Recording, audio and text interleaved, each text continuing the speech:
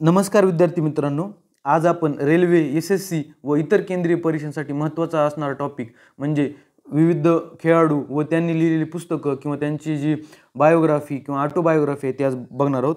तर पहिला आहे बघा, प्लेइंग इट माय वे. म्हणजे सचिन तेंडुलकरने ते स्वतःची जीवनचरित्र लिहिलं आहे, त्याचं नाव आहे प्लेइंग इट माय वे. तर ते सचिन तेंडुलकर यांनी स्वतः लिहिले आहे. त्यानंतर बघा, the race of my life. The race of my life हे मिल्खा सिंग यांचं आत्मचरित्र आहे. The race of my life, बरोबर आहे. त्यानंतर बघा, एस अगेन्स्ट ऑड्स म्हणजे आपली आघाडीची टेनिसपटू सानिया मिर्झा जी आहे तिचं पुस्तकाचं नाव काय आहे? एस अगेन्स्ट ऑड्स, बरोबर आहे का? S against odds. त्यानंतर बघा, बुद्धिबळपटू विश्वनाथन आनंद यांचं जे आत्मचरित्र आहे किंवा ऑटोबायोग्राफी आहे त्याचं नाव आहे माइंड मास्टर. हे लक्षात कशात ठेवायचं, कारण ते बुद्धिबळ खेळतात त्यामुळे त्याचा माइंड चांगला लागतो, म्हणून त्यांच्या पुस्तकाचं नाव आहे माइंड मास्टर, लक्षात ठेवण्यासाठी फक्त. त्यानंतर मेरी कोम जी ऑलिम्पिक पदक विजेती आहे, मेरी कोम आपली बॉक्सर, त्या मेरी कोमच्या पुस्तकाचं नाव काय? अनब्रेकेबल. म्हणजे तिच्यासारखंच अनब्रेकेबल म्हणजे जी भेदलं जाऊ शकत नाही ती.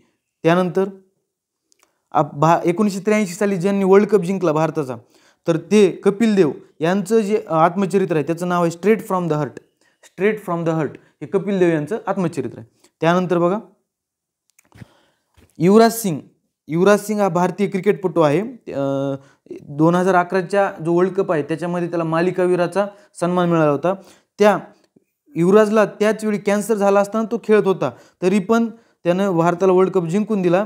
तर त्याच्या पुस्तकाचं नाव त्याच्यावर डिपेंडंट आहे, टेस्ट ऑफ माय लाईफ, बरोबर आहे का? म्हणजे बघा, from cricket to cancer and back म्हणजे क्रिकेटपासून कॅन्सरपर्यंत आणि कॅन्सरपासून पुन्हा एक यशस्वी पुनरागमन त्याचं झालं. त्यानंतर बघा, playing to win. Playing to win नावाचं हे जे पुस्तक आहे हे सायना नेहवालने लिहिलं आहे. सायना नेहवाल जी आपली आघाडीची बॅडमिंटनपटू आहे तिनं प्लेइंग टू विन हे पुस्तक लिहिलं आहे. त्यानंतर जागतिक दर्जाचा जो टेनिसपटू आहे राफेल नदालचं आत्मचरित्र आहे राफा नावाचं. राफा माय स्टोरी हे राफेल नदाल याचं आत्मचरित्र आहे.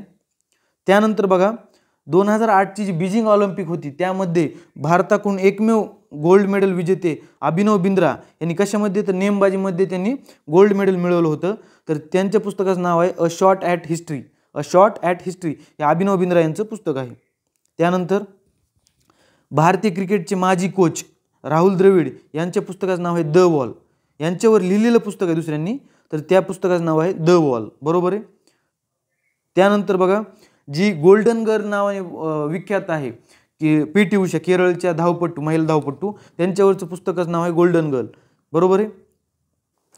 त्यानंतर नीरज चोप्रा 2020च्या ऑलिम्पिकमध्ये जॅव्हलिनमध्ये यांनी गोल्ड मेडल जिंकलं होतं.